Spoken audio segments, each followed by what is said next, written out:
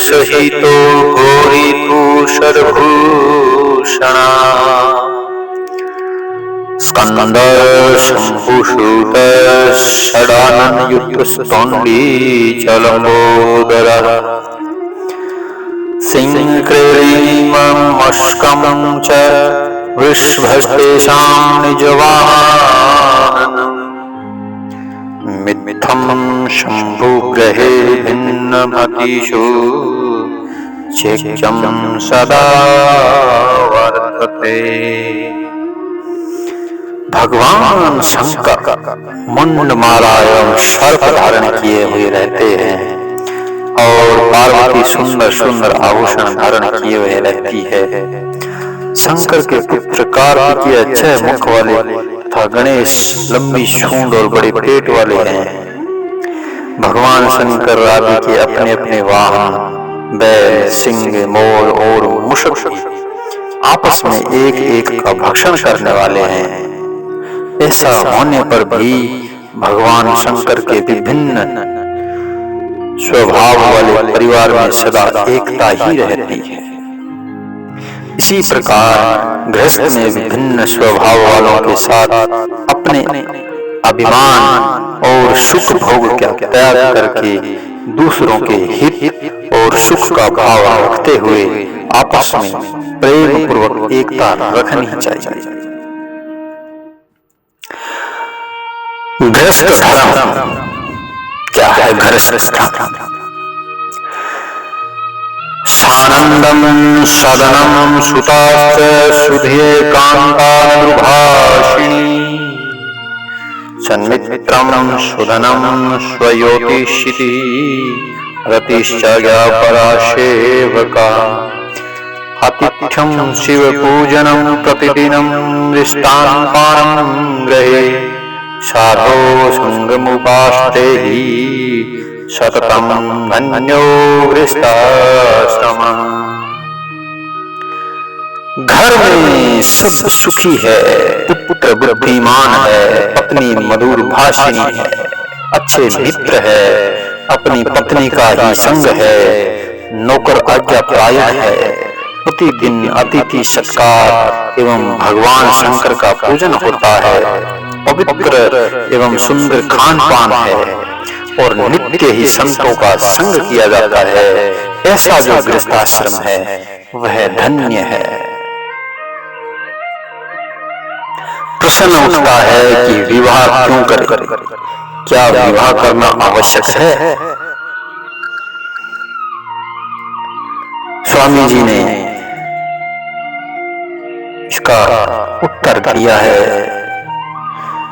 हमारे यहाँ दो तरह के ब्रह्मचारी होते हैं, नैष्ठिक और उपकुर्वाण। जो आजीवन ब्रह्मचर्य का पालन करते हैं वे नैष्ठिक ब्रह्मचारी कहलाते हैं, और जो विचार के द्वारा भोग इच्छा को नहीं मिटा पाते और केवल भोग इच्छा को मिटाने के लिए ही विवाह करते हैं वे उपकुर्वाण ब्रह्मचारी कहलाते हैं। तात्पर्य यह है कि जो विचार के द्वारा भोग इच्छा को न मिटा सके वह विवाह करके देख ले, जिससे यह अनुभव हो जाए कि यह भोग इच्छा भोग भोगने से मिटने वाली नहीं है। इसलिए गृहस्थ के बाद वानप्रस्थ और संन्यास आश्रम में जाने का विधान किया गया है। सदा गृहस्थ में ही रहकर भोग भोगना मनुष्यता नहीं है। जिसके मन में भोग इच्छा है अथवा जो वंश परंपरा चलाना चाहता है और वंश परंपरा चलाने के लिए उसका कोई भाई नहीं है, उसको केवल भोग इच्छा मिटाने के लिए या भोग इच्छा मिटाने के उद्देश्य से अथवा वंश परंपरा चलाने के लिए विवाह कर लेना चाहिए। अगर उपयुक्त दोनों इच्छाएं न हो तो विवाह करने की जरूरत नहीं है। शास्त्रों में निवृत्ति को सर्वश्रेष्ठ बतलाया है। फिर प्रश्न यह आता है कि कलयुग में तो संन्यास लेना मना किया गया है, अतः मनुष्य निवृत्ति कैसे करे?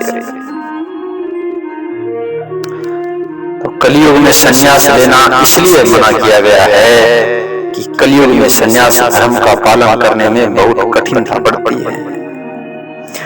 जिससे मनुष्य ठीक तरह से संन्यास धर्म को निभा नहीं सकता।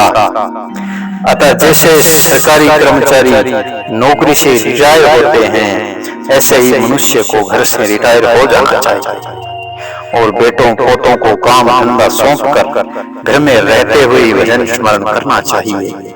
यदि बेटे चाहते हो तो घर से केवल भोजन, वस्त्र आदि निर्वाह मात्र का संबंध रखना चाहिए। यदि बेटे न चाहे तो निर्वाह मात्र का संबंध ही छोड़ देना चाहिए। निर्वाह कैसे होगा इसकी चिंता नहीं करनी चाहिए, क्योंकि प्रारब्ध पहले रचा पीछे रचा शरीर, तुलसी चिंता क्यों करे भजले श्री रघुवीर। फिर प्रश्न आता है, गृहस्थ का खास धर्म क्या है? इसका उत्तर यह है कि ब्रह्मचर्य, गृहस्थ, वानप्रस्थ और संन्यास, इन चारों आश्रमों की सेवा करना गृहस्थ का खास धर्म है। क्योंकि गृहस्थ ही सबका माँ बाप है, पालक है, संरक्षक है। अर्थात गृहस्थ से ही ब्रह्मचारी, गृहस्थ, वानप्रस्थ और सन्यासी उत्पन्न होते हैं और पालित एवं संरक्षक होते हैं। अतः चारों आश्रमों का पालन पोषण करना गृहस्थ का खास धर्म है। अतिथि सत्कार करना, गाय भैंस भेड़ बकरी आदि को सुख सुविधा देना, घर में रहने वाले चूहे आदि को भी अपने घर का सदस्य मानना, उन सब का पालन पोषण करना गृहस्थ का खास धर्म है। ऐसे ही देवता ऋषि मुनि की सेवा करना, पितरों को पिंड पानी देना, भगवान की विशेषता से सेवा भजन स्मरण करना गृहस्थ खास धर्म हो जाता है। फिर प्रश्न आता है कि गृहस्थ आश्रम में कैसे रहना चाहिए। बहुत ही अति उत्तम प्रश्न किया गया है। तो स्वामी जी कहते हैं कि यह मनुष्य शरीर और इसमें भी गृहस्थ आश्रम उद्धार करने की पाठशाला है। भोग भोगने और आराम करने के लिए यह मनुष्य शरीर नहीं है। शास्त्र विहित यज्ञ आदि कर्म करके ब्रह्मलोक आदि लोकों की प्राप्ति करना ही खास बात नहीं है, क्योंकि वहां जाकर फिर पीछे लौटकर आना ही पड़ता है। अतः प्राणी मात्र के हित की भावना रखते हुए गृहस्थ आश्रम में रहना चाहिए और अपनी शक्ति के अनुसार तन मन बुद्धि योग्यता अधिकार आदि के द्वारा दूसरों को सुख पहुंचाना चाहिए। दूसरों की सुख सुविधा के लिए अपने सुख आराम का त्याग करना ही मनुष्य की मनुष्यता है। फिर प्रश्न उठता है कि गृहस्थ में काम धंधा करते हुए जो हिंसा होती है उससे छुटकारा कैसे प्राप्त करें। स्वामी जी कहते हैं कि गृहस्थ में रोज ये 5 हिंसाएं होती है। जहां पहला है रसोई बनती है, वहां आग में चिंटी आदि छोटे छोटे जीव मरते हैं, लकड़ियों में रहने वाले जीव मरते हैं। दूसरा है जहां जल रखते हैं वहां घड़ा इधर उधर करने आदि से भी जीव मरते हैं। तीसरा है झाड़ू लगाते समय बहुत से जीव मरते हैं। चौथा है चक्की में अनाज पीसते समय भी बहुत से जीव पीसे जाते हैं। और पांचवा है उखल में चावल आदि कूटते समय भी जीव मरते हैं। इन हिंसाओं से छूटने के लिए गृहस्थ को प्रतिदिन बलि, वैश्वदेव, पंच महायज्ञ आदि करना चाहिए। जो सर्वथा भगवान के ही शरण हो जाता है उसको यह हिंसा नहीं लगती, वह संपूर्ण पापों से मुक्त हो जाता है। फिर प्रश्न आता है कि हम चक्की नहीं चलाते, धान नहीं कूटते, तो हमें हिंसा नहीं लगेगी। स्वामी जी कहते हैं आप पिसा हुआ आटा, कूटा हुआ धान अपने काम में लेते हैं तो उस आटे को पीसने में, धान को कूटने में जो हिंसा हुई है वह आपको लगेगी ही। फिर प्रश्न करते हैं महाराज जी से कि खेती में अनेक जीवों की हिंसा होती है तो क्या किसान खेती न करे। स्वामी जी कहते हैं खेती जरूर करें महाराज, पर ख्याल रखें कि हिंसा ना हो, किसान के लिए खेती करने का विधान होने से उसको पाप कम लगता है, अतः उसको पाप से डर कर अपने कर्तव्य का त्याग नहीं करना चाहिए। हाँ, जहाँ तक बने हिंसा न हो, ऐसी सावधानी अवश्य ही रखनी चाहिए। तो प्रश्न करते हैं कि आजकल किसान लोग फसल की सुरक्षा के लिए जहरीली दवाएं छिड़कते हैं, तो क्या यह ठीक है? स्वामी जी कहते हैं कि किसान को यह काम कभी नहीं करना चाहिए। पहले लोग ऐसी हिंसा नहीं करते थे तो अनाज सस्ता मिलता था, आजकल हिंसा करते हैं तो अनाज महंगा मिलता है। दिखने में तो ऐसा दिखता है कि जीवों को मार देने से अनाज अधिक होता है, पर इसका परिणाम अच्छा नहीं होगा। प्रश्न आता है कि शास्त्रों में गृहस्थ पर 5 ऋण बताए गए हैं, पितृ ऋण, देव ऋण, ऋषि ऋण, भूत ऋण और मनुष्य ऋण। इनमें से पितृ ऋण क्या है और उससे छूटने का उपाय क्या है? स्वामी जी कहते हैं माता, पिता, दादा, दादी, परदादा, परदादी, नाना, नानी, परनाना, परनानी आदि के मरने पर जो कार्य किए जाते हैं वे सब प्रेत कार्य है, और परंपरा से श्राद्ध तर्पण करना, पिंड पानी देना आदि जो कार्य पितरों के उद्देश्य से किए जाते हैं वे सब पितृ कार्य है। और मरने के बाद प्राणी, देवता, मनुष्य, पशु, पक्षी, भूत, प्रेत, वृक्ष, लता आदि किसी भी योनियों में चला जाए तो उसकी पितृ संज्ञा होती है। माता पिता के रज वीर्य से शरीर बनता है। माता के दूध से और पिता के कमाए हुए अन्न से शरीर का पालन पोषण होता है। पिता के धन से शिक्षा एवं योग्यता प्राप्त होती है। माता पिता के भोग से विवाह होता है। इस तरह पुत्र पर माता पिता का, माता पिता पर दादा परदादा दादी का और दादा दादी पर परदादा परदादी का ऋण रहता है। परंपरा से रहने वाले इस पितृ ऋण से मुक्त होने के लिए पितरों की सद्गति के लिए उनके नाम से पिंड पानी देना चाहिए, श्राद्ध तर्पण करना चाहिए। पुत्र जन्म पर माता पिता आदि के नाम से पिंड पानी देता है, और आगे पिंड पानी देने के लिए संतान उत्पन्न नहीं करता तो वह पितृ ऋण से मुक्त नहीं होता, अर्थात उस पर पितरों का ऋण रहता है।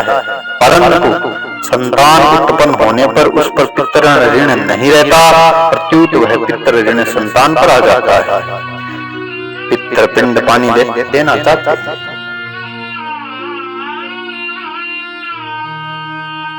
पितृ पिंड पानी चाहते हैं, अतः पिंड पानी मिलने से सुखी रहते हैं और न मिलने से वे दुखी हो जाते हैं।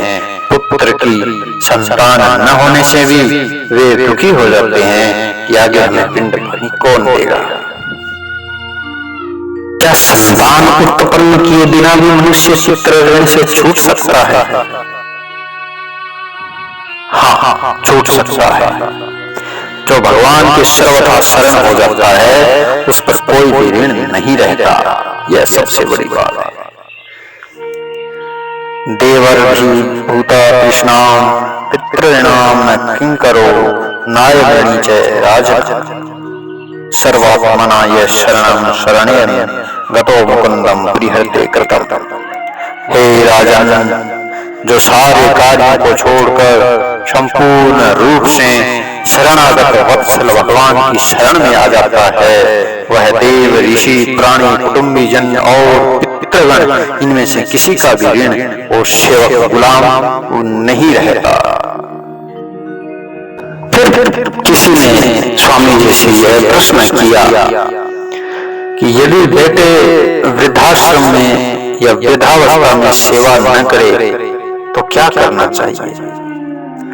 स्वामी जी कहते हैं बेटों से अपनी ममता उठा लेनी चाहिए। यही मानना चाहिए कि हमारे बेटे नहीं है। कोई भी सेवा न करे तो ऐसी अवस्था में कुटुंबियों से जो सुख सुविधा पाने की आशा होती है उसी से सुख होता है। आशा ही परमं दुखम निरस्यम परमं सुखम। अतः उसका आशा का ही त्याग कर देना चाहिए और असुविधा में तप की भावना करनी चाहिए कि भगवान की बड़ी कृपा से हमें स्वतः तप करने का अवसर मिला है। अगर परिवार वाले हमारी सेवा करने लग जाते हैं तो हम उनकी मोह ममता में फंस जाते हैं और भगवान ने कृपा करके हमें फंसने नहीं दिया। मनुष्य मोह ममता में फंस जाता है, यही उसकी आध्यात्मिक उन्नति में बाधा है। उस बाधा को हटाते हैं, उनका तो उपकार ही मानना चाहिए कि हमें बाधा रहित कर रहे हैं, हमारा कल्याण कर रहे हैं। उनकी हम पर बड़ी भारी कृपा है। त्याग से तत्काल शांति मिलती है। प्रतिकूल परिस्थिति आने पर भी प्रसन्न रहना बड़ा भारी तप है। अंतःकरण की शुद्धि तप से होती है, सुख सुविधा से नहीं होती। सुख सुविधा चाहने से अंतःकरण अशुद्ध होता है। अतः मनुष्य सुख कभी चाहे ही नहीं, प्रत्युत अपने मन वाणी शरीर से दूसरों को सुख पहुंचाए। सत्संग तथा कीर्तन, मंदिर, तीर्थ आदि में जाने के विषय शौक नहीं रखना चाहिए, प्रत्युत वहां जरूर जाना चाहिए। इनमें भी सत्संग की विशेष महिमा है, क्योंकि सत्संग से सब प्रकार का शोक दूर हो जाता है।